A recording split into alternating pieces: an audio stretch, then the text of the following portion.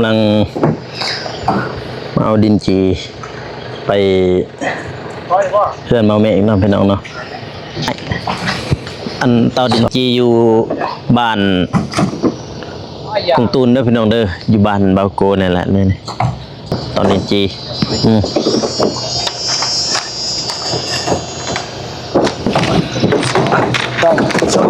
นี่หมดนี่หายเลยสองสองดิหมดหายบาบนนำเสาเมื่อยตามโอ้เป็นสุดยอดได้แต่เท่านั้นแหละได้แต่เท่านั้นแหละแล้วมาปิดบ่โอเคมาอีกมาเลยทำมาไอ้นี่เรียบร้อยฝนตกมากวันนี้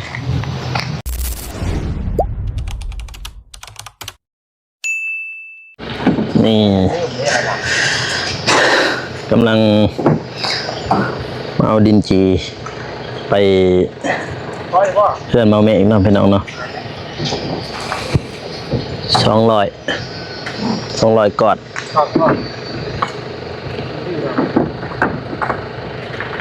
เนี่ยเพิ่นกำลังเอาจีขึ้นรถไปเพื่อนมาเมฆสิเฮ็ดอันตรงบัวอันหาประตูโปร่งเยี่ยมเพิ่นปัญหาบ่ปัญหาปัญหาก่อนปัญหาแล้วเราต้องทำผมนี่เอาเห็นหน้าเห็นตากันเด้อพี่น้องเด้อสบายดีเด้อพี่น้องเด้อสบายดี FC ทุกคนเนาะยินดีต้อนรับเข้าสู่ช่องเบาโกสนบทสปปลาวพี่น้องเนาะพี่กำลังเอาดินจีขึ้นแล้วตั้งเกาะก่อนนี่บัวไก่พอดี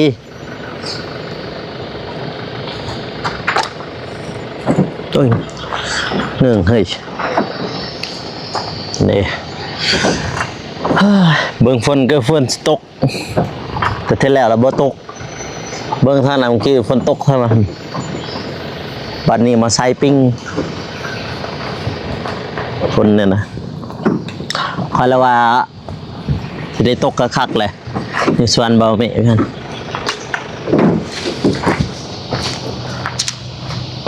นี่บ่3 ล้าน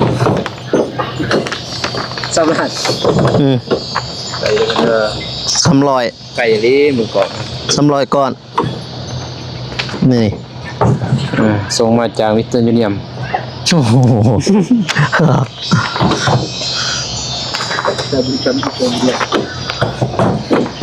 ก่อน1,500พอดีกีบคือบ่มีวะคือบ่มีกีบฮะคือบ่มีกีบใส่ดอกกีบใส่บ่เป็นแล้วลืมกีบบ่เปิงฟื้นเฮ้ยมันเปิงใหม่อันเตาดินจีอยู่บ้านกรุงตูนเด้อพี่น้องเด้ออยู่บ้านบาโกนี่แหละนี่เตาดินจี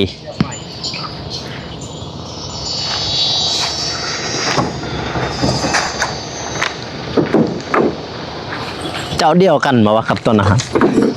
เดียวโอ้เป็นฮอนอันนี้คุณ1คุณ6กับต้นอาหารไหนเคยเห็นเฮ้ย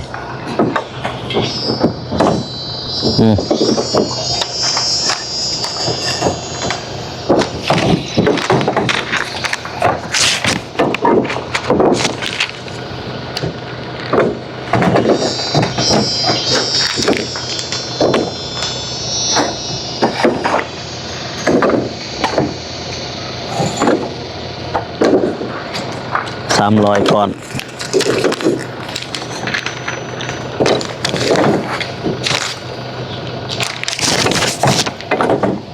บริษัทนี่ เปลืองฟื้นขนาดแล้ว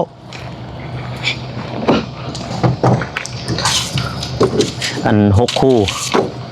ป้ายป้ายเดี๋ยวหลดไปทำยังไงไป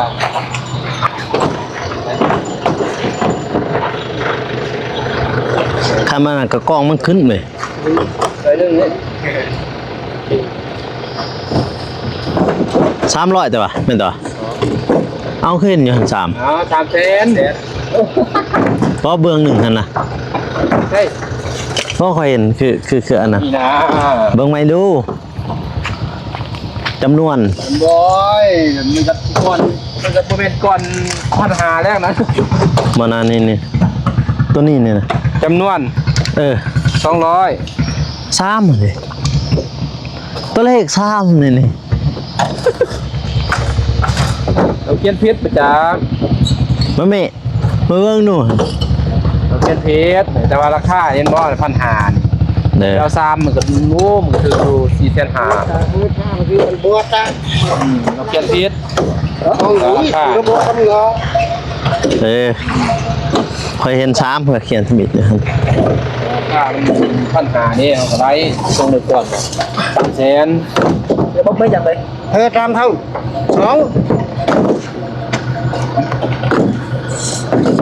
ท่านนี่ละให้ท่านนี่เลยทาง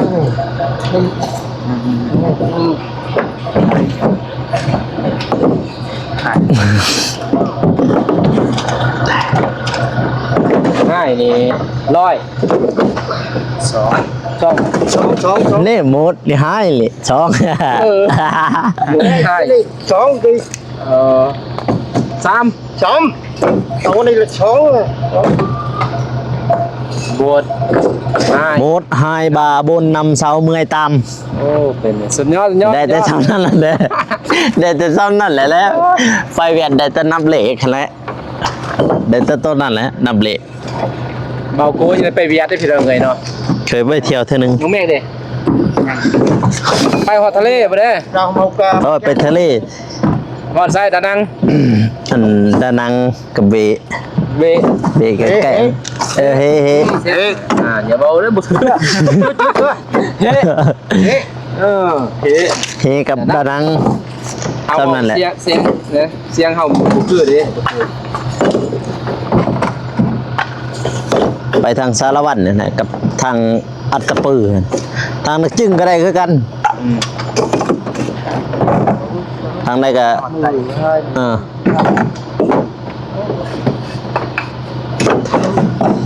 ครั้งแรกในชีวิตเบานุ่งเอ้ยขี้เหื่อยช่าง ขอบใจ โอเค เรียบร้อยขอบใจ ขอบใจ เอ้า อีช่างแล้วว่าเขาว่าขอบใจภาษาเวียดเนี่ยนะครับว่า กำเอิญ เออ กำเอิญ Việt Nam gọi là cảm ơn เออ ขอบใจไล่ ขอบใจไล่ cảm ơn Bye. cảm ơn nhiều ạ ๆกับเบิร์นเมียว่าขอบใจไล่ๆเหรอ ไอเอ็มตึ๊บหย่อมเลยโอ้เย็นจ่อ เขามาในน่ะเย็น หอดเนาะเรียงหนึ่งคือว่าลองรถได้ไหม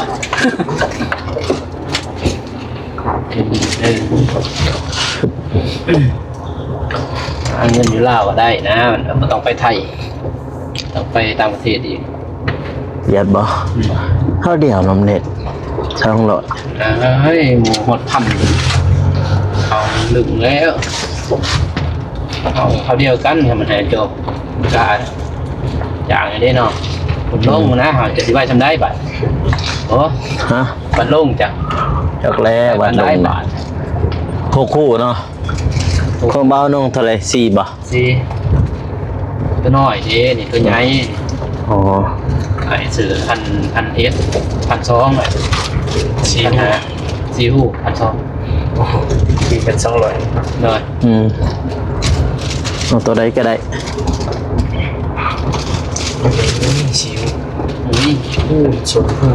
จะมีใส่ซีอิ๊วเนาะเพราะว่านั่นแบบ ส่วนพูนจักตัวได้ส่วนพูนนี่ส่วนพูตัวละบริษัทเดียวแต่ว่าตัวอันเรือต่างบอก ว่าง3บ่อนถัดมีไปอีก บริษัทต่างนี่ก็เรียกหมดอยู่เลยเรียก โอตัวฝากเบื้องหนาหันบ่ นี่คนนั้นคนลาว อืมเห็นตอนนั้นคือว่าอันนั้นมองยำหินหมดนะ เศร้าแล้วบ่ มองอย่างนี้ก็ นี่เรามาจักเลี้ยวบ่ได้เฮ็ดหยังหั้นนะบ่มีเงินสิเฮ็ดหยังแต่บ่ได้ซื้อดินจี ก่อต่อ ฮะ ก่อเนี่ย ก็เท่าใด ได้แล้วบ่ก่อ หยังมาทันแล้ว อ๋อ เนาะ น้ำที่กาแฟ กาแฟข่อยแล้วฉันน่ะตัวงามมาก เรียน อ๋อโทรสอนเขตนี้มีแต่กาแฟนะเขตนี้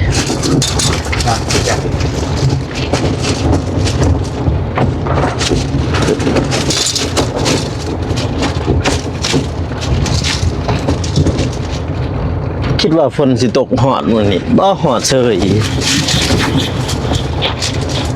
โต๊ะขัง อาทันเลยทางนี้ เป็นทิศหรือว่าโนโนป้าย ฝนก็บ่ตก เสียยาในเรื่องเสียยาหน้าฝนตก อืม เคยเสียแล้วบ่ แล้วละบ่อันอยู่ส่วนว่าเตียงก็เสียหยา แล้วแต่ว่าคือเก่าแล้วนะฝนก่อนฝนตกที่แต่ว่าต้องหอบมันแล้วตัวบ่หอบดิเนี่ยลืมแต่ว่าตรงนี้เนี่ยอยู่คนทำเลยความสะดวก คะแนนอยู่ ตกเนาะห้องน้ำจะส่งแบบ มีหยัง เพื่อ เพื่อนโอ้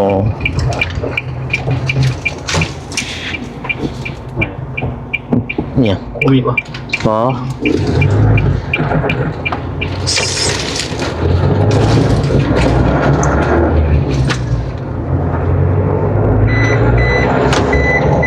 เออ ไหนมาซื้อกันก่อนจะไหนกลับมากันนี้นะกินไอ้แดงไอ้ แม่ไอ้แดงมานอนอยู่หั่น แน่น่ะ ไอ้แดงก็นอนบ่ บ่แล้ว ไอ้แดงโอ้สมาจะพูดมากพี่เงิน16 ล้านหมดเลยเดี๋ยวไปเดี๋ยวมา แต่หันยังหมดแล้ว เกี่ยวกับเบิดหลายเนาะ นั่นเดียวนี่มันร้ายเหรอวะ นิดเดียวยำแรงเนี่ยโป้เส้นทางนี่ไงขนาดยำฝนนี่ก็มือนิกบัดนี้ ไปที่ส้มเลยเนาะ ต้มเลย บ่นั่งได้กินหลาย คือตะกี้ แท้นี่บ่นักกลายไปกลายขวจมไปนะ หัว กลายขวจมไปหันยาโล เต็มเลยเนาะ ขี้ตุ่มเลยขย้อนเมื่อนั้นตัวบ่แม่งมากินข้าวอยู่หน้าบ้านในอยู่เฮือดนั่นมาให้บ่เจ็บมาทางนี้นี่พยานหอดบ่วิทย์บ่ขวจมมันข้างอยู่ขวจมเพิ่นบ่จักบ่แม่งยังเขาเคยเข้าอยู่ว่าทางนี้นี่แต่นี่ไปพุ่น เขาประจำได้ทีวี บ่เดือนช่วงนี้นี่นะ ช่วงนี้ก็บ่ได้ไปเป็น ปล่อยไปมีแต่มือนั่นหอดจะน้องหินข้าวหั่นแหละแต่น้องหินข้าวมานี่ฮั่นค่อยโดนแล้วบ่ได้ไปหั่น น้องกินข้าวเนาะ แม่น จิตคนไปทางนี้อย่างเนาะ เสร็จกดก็ไปได้เฮือนทางนี้แต่ไก่หันเบืองแถวเฮือนเขาหันอยู่ถึงตลาดหันเบืองหันไก่เสร็จกดเฮ้ยฝนตกว่าจักจะหน่อยเบิ่งมืดครึบแล้วถึงๆมัน ตกเรือ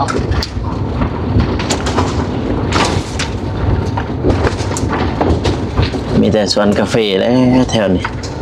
คงตูนนี่ มีแต่เสียแต่เหี้ยเนาะ เสียกาแฟ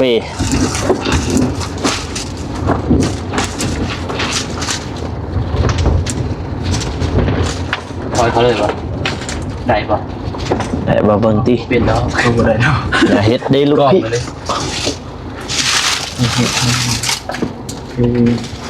โอเค วิดบ่เบาโก้ อีหยัง เบิ่งวิดบ่ จะสิถอยเขาบ่นั่นได้ หมอถอยกับพวกคือเก่าเล่นบ่ครับวิดบ่ วิทย์แล้ว พูดดีว่าเขา แล้วสิถอยเขาอ่ะ เวลาน้อยหนึงครับดีเอง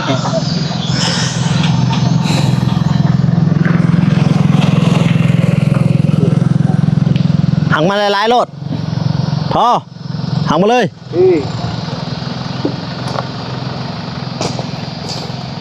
ซื่อๆมันนี่เอาซื่อๆมาเลยพอนั่นนี่วะ เรื่องนั้น สิป้าใช่ พูดเลย นี่หุ่นคอยคิดว่าใช่ละเขาคนนี้เป็นตัวนั่นตัวเผาก่อนไขประตูก่อนไขประตูเราจะไปนายอีกให้มันวิทย์ให้มันเขานี่นะแบบว่าเอาก้นเข้ามาเนี่ย ดีก่อนเนาะ เผาก่อนไขก่อนไขประตูก่อน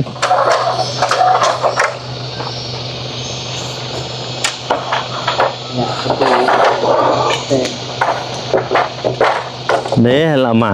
แปลงเลย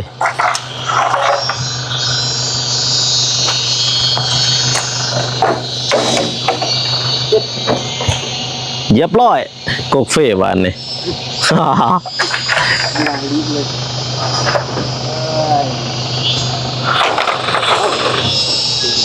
เบรกมือว่าไอ้อันนี้ก็ได้ใจเย็นหัวหน้า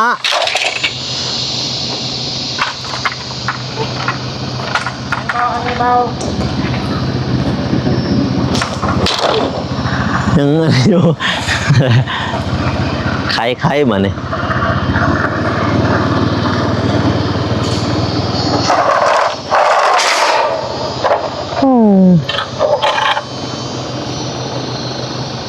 ถึกฟรี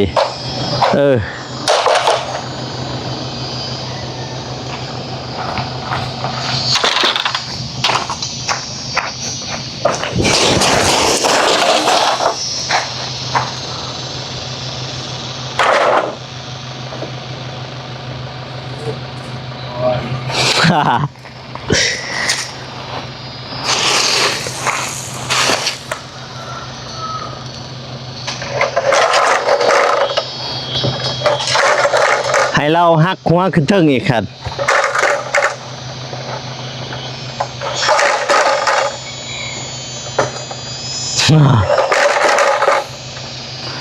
เอาบาดนี่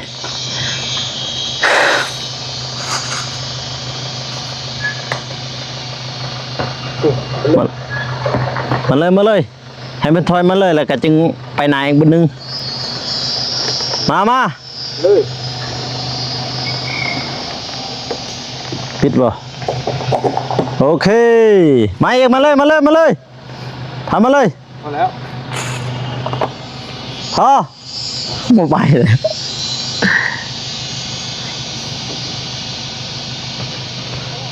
โอเคแล้วพอแล้ว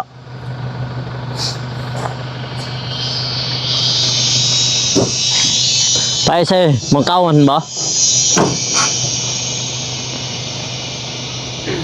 พุ่นเข้าทางนั้นติได้บ่เบิ่งนะ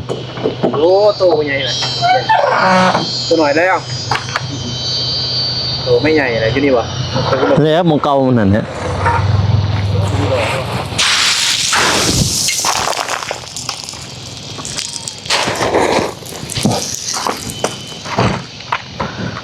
ไปเอามาบ้านนี่ ต่างโตก็ ไปบ้านนี้เฮ็ดเวียกนั่นมาครับเลย เฮ้ยจะก้อนนี่ 6 คนละ6บ่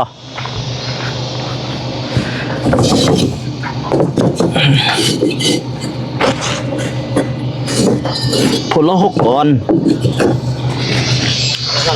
เปลี่ยนยังเติมไปทุกคน โอ้ยโอ้ย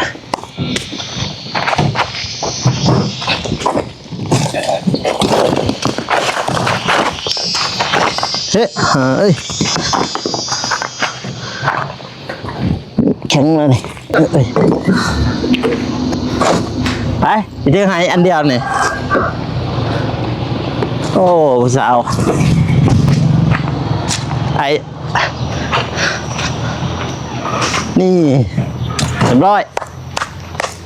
ฝนตกมาวันนี้นี่น่ะ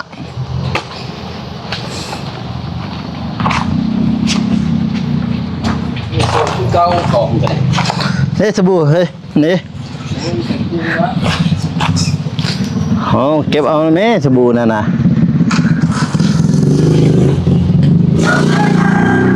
แล้ว